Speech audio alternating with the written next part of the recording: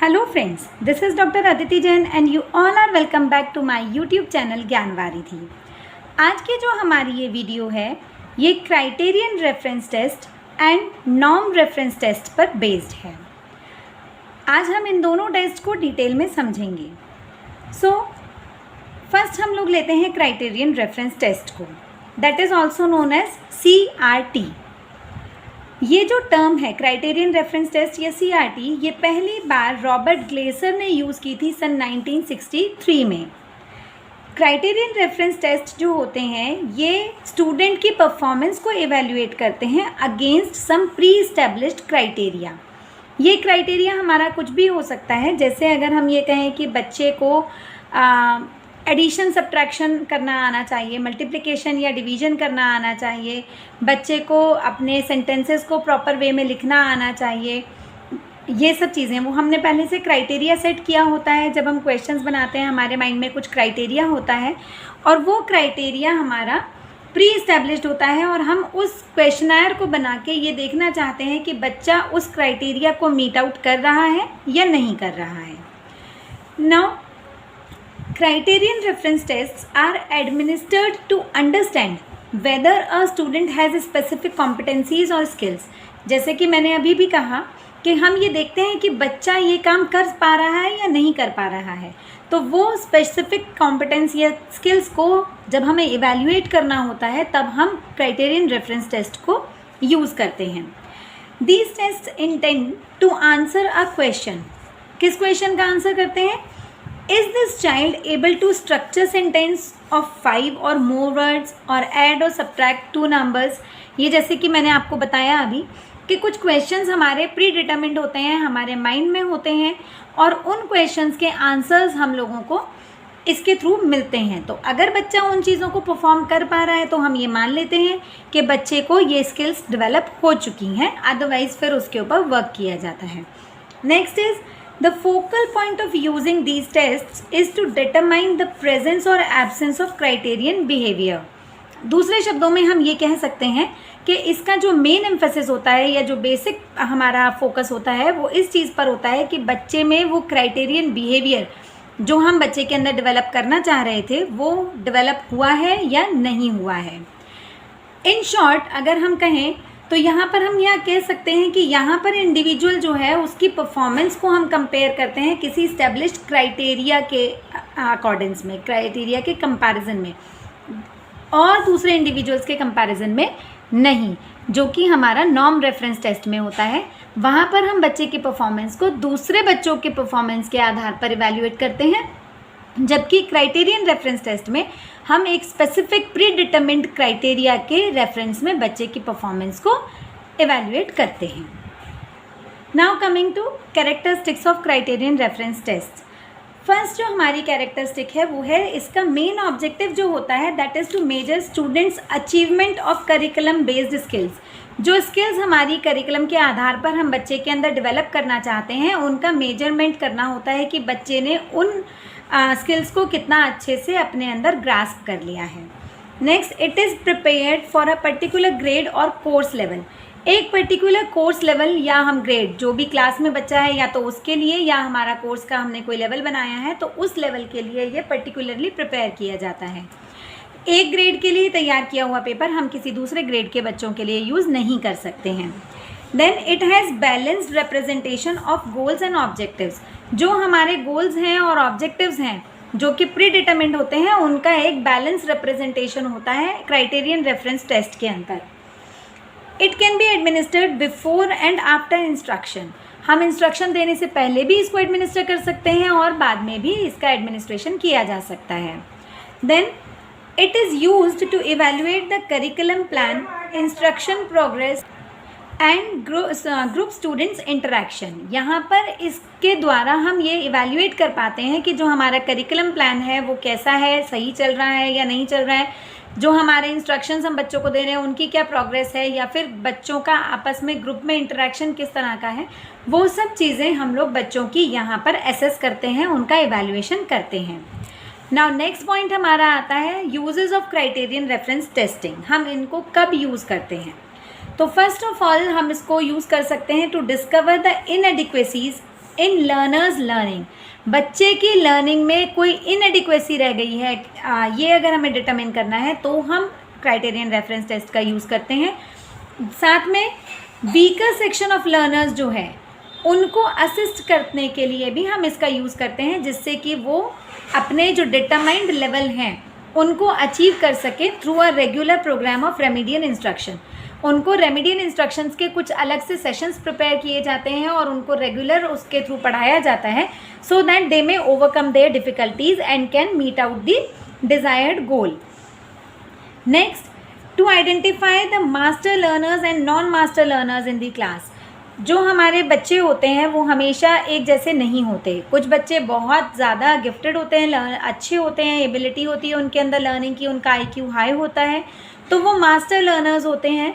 उन बच्चों से हम नॉन मास्टर लर्नर्स को जब अलग करना चाहते हैं, जिससे कि हम उनको उसी तरह का प्रोडक्ट या उसी तरह की टीचिंग का प्रोसेस उनके साथ हम आगे अप्लाई करें, तो उन बच्चों को हम यहाँ पर इसके थ्रू अलग अलग कैटेगरीज में क्लासीफाई कर सकते हैं। And then to find out the level of attainment of various objectives of instruction.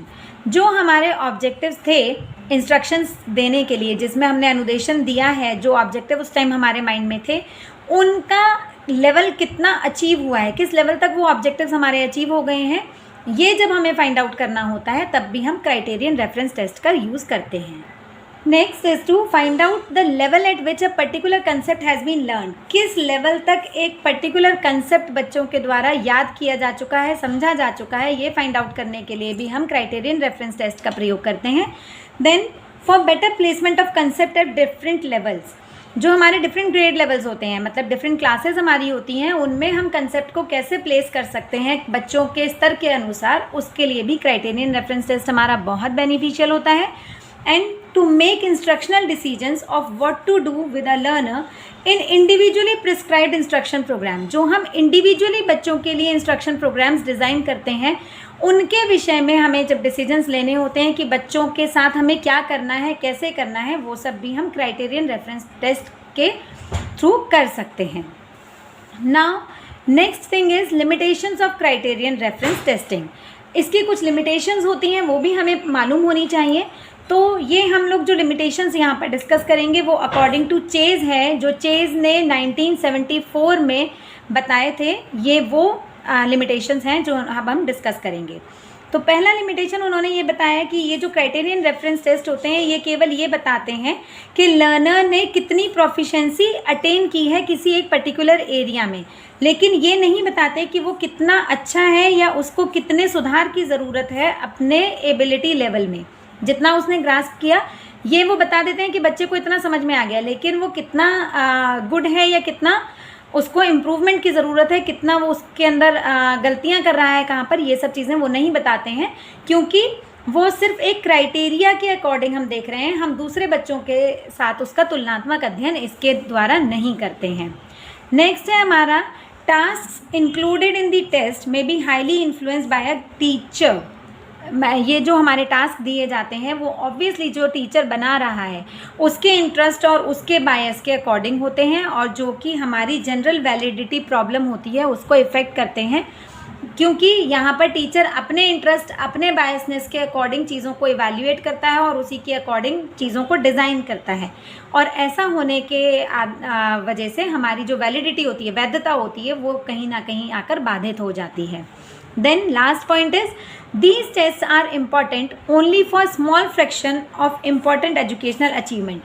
केवल एक फ्रैक्शन के लिए ये यूज़ किए जा सकते हैं, पूरा का पूरा जो अगर हम इवैल्यूएशन करना चाहें इनके थ्रू तो वो संभव नहीं हो पाता है। कंप्लीट एजुकेशनल अचीवमेंट इसके द्वारा हम नहीं देख सकते, केवल स्मॉल फ्रैक्शंस को हम यहाँ पर इसके द्वारा देख सकते हैं। नाउ नेक्स्ट पॉइंट हमारा है norm reference test. Norm reference test जो होते हैं वो टेस्ट होते हैं जब हम किसी भी एग्जामिनी को, मतलब किसी भी बच्चे को कंपेयर करते हैं with reference to a large representative group of examination of the same grade level. जब हम एक पूरे ग्रुप के साथ, जो सेम ग्रेड लेवल का एक ग्रुप है, उसके साथ हम अपने बच्चे की, किसी एक बच्चे की परफॉर्मेंस को कंपेयर करते हैं, तो उस टेस्ट को हम लोग नॉर्म रेफरेंस टेस्ट बोलते हैं। ये जो रिप्रेजेंटेटिव ग्रुप होता है इसको हम नॉर्म ग्रुप के नाम से जानते हैं। एंड ये ग्रुप जो है वो हमारा लोकल लेवल पे भी बनाया जा सकता है, डिस्ट्रिक्ट लेवल पर, स्टेट लेवल पर या नेशनल लेवल का भी ग्रुप हमारा हो सकता है, जिसके आधार पर हम बच्चे की परफॉर्मेंस को इवैल्यूएट कर रहे हैं।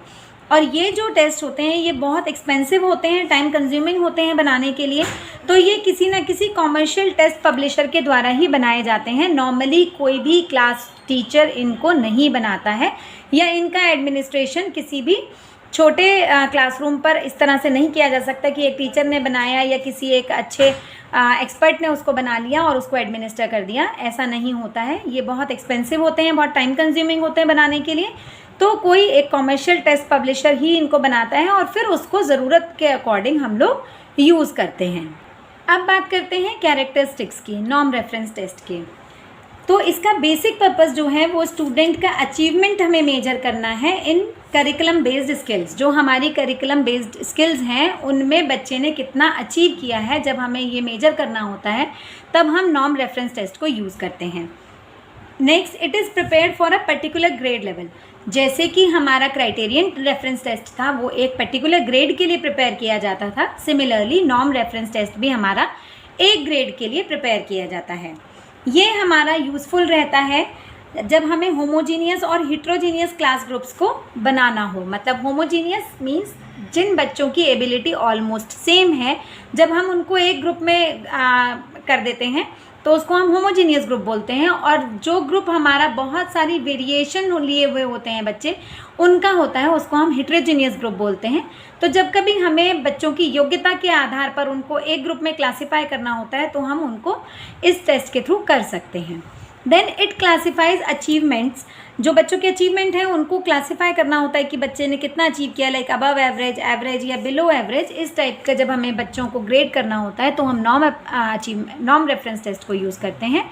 And then finally it is generally reported in the form of percentile rank. या तो क्योंकि जब हमारे पास बहुत बड़ा ग्रुप होता है तो हम उसमें बच्चे का स्टेटस देखते हैं कि और बच्चों के कंपैरिजन में ये बच्चा कहाँ पर स्टैंड कर रहा है, तो वो देखने के लिए या तो हम परसेंटाइल रैंक देखते हैं, या लीनियर स्टैंडर्ड स्कोर देखते हैं, नॉर्मलाइज्ड स्कोर देखते हैं, या इक्विवेलेंट स्कोर देखते हैं। इन स्कोर्स के आधार पर ही हम बच्चे की योग्यता का मापन करते हैं नॉर्म रेफरेंस टेस्ट में। अब देख लेते हैं कि इनका हम यूज़ कैसे कैसे कर सकते हैं।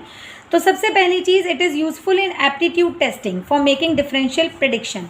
बच्चे के अंदर किसी चीज़ के लिए एप्टीट्यूड है या नहीं है, उसको जब हमें देखना होता है तो हम नॉर्म रेफरेंस टेस्ट को यूज़ करते हैं और उनके आधार पर हम ये कह सकते हैं कि बच्चा इस पर्टिकुलर फील्ड में कितना एक्सेल करेगा या नहीं करेगा, उसके अंदर ये एबिलिटी है या नहीं है।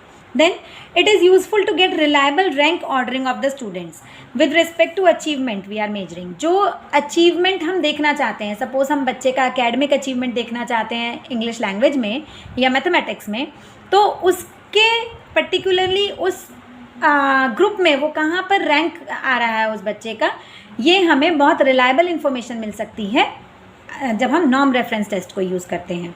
Then it is useful to identify the students who have mastered the essentials of the course more than the others।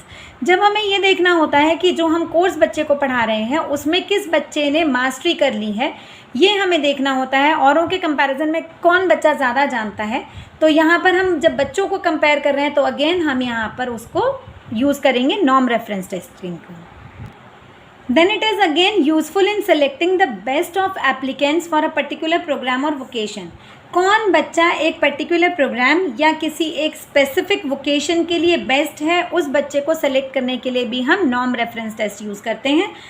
Norm reference test हमारा ये फाइंड आउट करने में भी बहुत यूज़फुल होता है कि कोई प्रोग्राम दूसरे पॉसिबल प्रोग्राम्स के कंपैरिजन में कितना ज़्यादा इफेक्टिव है। Now coming to limitations of norm reference testing. तो पहली चीज़ ये है कि जो हमारा नॉर्म रेफरेंस टेस्ट है that are answered correctly by most of the students. जो हमारे टेस्ट आइटम्स होते हैं नॉर्म रेफरेंस टेस्ट में, उनमें से बहुत से आइटम्स ऐसे होते हैं जो लगभग सभी बच्चों के द्वारा सही आंसर किए हुए होते हैं। उन प्रश्नों को नॉर्म रेफरेंस टेस्ट में इंक्लूड नहीं किया जाता है क्योंकि उसके आधार पर हम कंपैरिजन नहीं कर पाते हैं, तो उन क्वेश्चंस को हटा दिया जाता है। वो हमारा मीन्स डिसिसिव नहीं होता है, वहाँ पे हम डिसीजन मेकिंग नहीं कर पाते हैं, वेरिएंस नहीं आ पाता है, इसलिए उन क्वेश्चंस को हम लोग हटा देते हैं। Then there is lack of congruence in between what the test measure and what is stressed in regional curriculum.